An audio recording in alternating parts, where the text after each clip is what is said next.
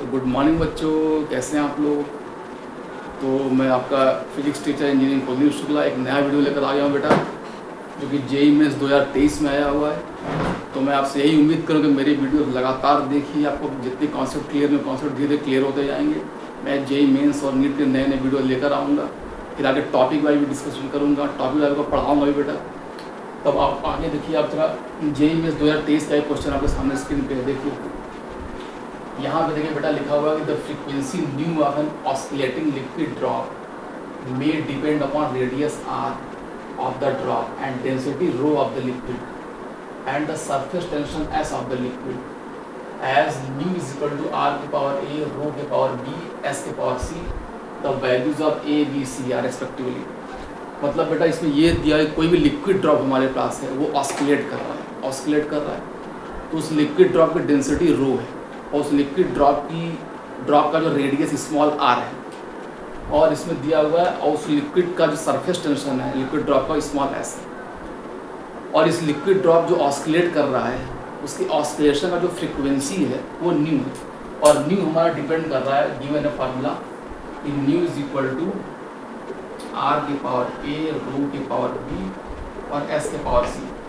अब यहाँ पे बेटा हमको ए बी सी की वैल्यूज निकालनी है। तो ऐसे क्वेश्चन हमको पता है सीधे कि हमें करना क्या होता है कि एलएचएस में जो भी क्वांटिटी होती है फिजिकल उसका डायमेंशन हम लिखते हैं, और आरएचएस में जो भी फिजिकल क्वांटिटी उनका डायमेंशन लिखते हैं, और दोनों साइड में मास अगर है तो मास का डायमेंशन इक्वेट कर देंगे, टाइम का डायमेंशन इक्वेट कर देंगे, लेंथ का डायमेंशन इक्वेट कर देंगे, और जो भी क्वांटिटीज रहेंगी लेफ्ट में और राइट में दो का डायमेंशन इक्वेट करके जितने अननोन कॉन्स्टेंट्स हैं, नंबर्स हैं, ए बी सी वैल्यूज़, उसको हम सॉल्व कर सकते हैं। जैसे अब हम इंडिविजुअल पहले डायमेंशन लिखने की कोशिश करते हैं। देखो रेडियस जो होता है, रेडियस मतलब लेंथ हो गया, इसका डायमेंशन हो गया कैपिटल एल। रो होता है डेंसिटी, डेंसिटी का डायमेंशन, डेंसिटी होता है बेटा मास अपॉन वॉल्यूम। इसके बाद जब मास अपॉन वॉल्यूम करेंगे एम क्यू आएगा, और ये ऊपर जाके बन जाएगा बट एम एल के पावर -3। तीसरा डायमेंशन है बेटा एस, एस हमारा सरफेस टेंशन। तो सरफेस टेंशन का फार्मूला बेटा होता है फोर्स अपॉन लेंथ।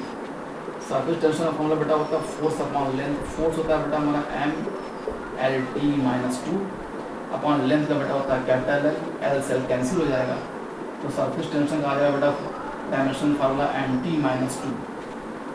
तो रेडियस का एल हो गया, रो का एम एल के पावर -3 हो गया, सरफेस टेंशन हो गया हमारा एम टी -2। अब हमें करना क्या है कि आर, रो और एस का डायमेंशन आर एच एस में पुट करेंगे, और न्यू का डायमेंशन एल एच एस में। जो न्यू हमारा होता है फ्रीक्वेंसी में से होता है हमारा 1/टाइम पीरियड, मतलब इसका डायमेंशन हो जाएगा 1/कैपिटल टी या टी के पावर -1। अब हम डायमेंशन पुट करने जा रहे हैं। बेटा आप देखिए, तो न्यू का डायमेंशन है टी के पावर -1, तो यह आएगा टी के पावर -1। एलएचएस में टी के पावर माइनस, इसको ऐसे ले सकते हैं कि एम के पावर 0, एल के पावर 0 और टी के power -1 is equal to r है बेटा एल, तो आ जाएगा एल के पावर ए। रो है बेटा डेंसिटी का एम एल -3, एम एल के पावर -3, इस पूरे के पावर में आएगा small b into s. S का डायमेंशन हमने निकाला बेटा क्या एम टी -2, इसका डायमेंशन लोग पुट करेंगे बेटा देखिए ध्यान से। एस हमारा एम टी -2, इस पूरे के पावर में आएगा स्मॉल सी। अब देखते हैं एलएचएस में जो हमारे टर्म लिखी हुई, इसमें पहले लेंथ, मास और टाइम को कंबाइन करते हैं। देखो लेंथ का पावर यहाँ पे ए है, यहाँ पे लेंथ का पावर -3 भी आएगा, और इसमें लेंथ नहीं, मतलब लेंथ का पावर जो है ऐड होती है, फाइनली हो जाएगा हमारे पास a -3b। ये लेंथ का डायमेंशन हो गया। उसी तरह अगर मास का डायमेंशन देखें तो मास का डायमेंशन यहाँ पे आएगा m के पावर b, और यहाँ आएगा m के पावर c, मतलब कंबाइंड होकर बनेगा m के पावर b + c। और फिर टाइम का हम देखेंगे, टाइम का पावर क्या आ रहा है, तो देखिए बेटा इसको मैं इरेज कर देता हूँ एक बार। यहाँ से देखिए टाइम का पावर क्या आएगा, यहाँ टाइम नहीं है, यहाँ भी टाइम नहीं, यहाँ पे टाइम है, टी के पावर -2c आ जाएगा, टी के पावर -2c, और यहाँ पे m के पावर 0, एल के पावर 0, टी के पावर -1। अब हम पावर्स को कंपेयर करते हैं सिंपल। यहाँ एम एल और टी का जो पावर होगा एलएचएस में, वही पावर सेम होना चाहिए आरएचएस में भी, एम का, एल का, टी का, तभी हमारा जो डायमेंशन जो फॉर्मूला ड्राइव करने जा रहे हैं बिल्कुल डायमेंशन करेक्ट होगा। अब यहाँ पे देखिए यहाँ m के पावर 0, यहाँ m के पावर b प्लस c, मतलब सीधे हमको कंपेयर करने में मिलेगा कि b plus c is equal to 0।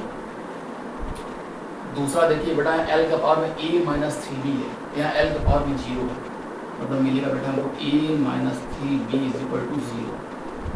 तीसरा देखिए बेटा t के पावर माइनस 1 है, यहाँ t के पावर माइनस 2c है, मतलब हमको मिलेगा बेटा minus 2c is equal to minus 1।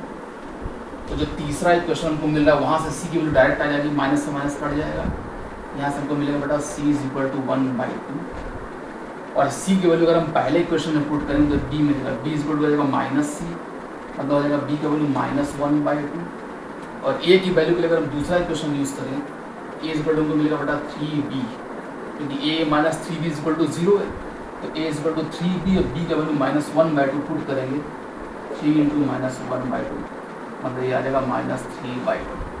तो फाइनली हमको तीन वैल्यूज मिल गए, a की वैल्यू मिली माइनस 3/2, कॉमा b की वैल्यू मिली है माइनस 1/2, और कॉमा c की वैल्यू मिली बेटा 1/2।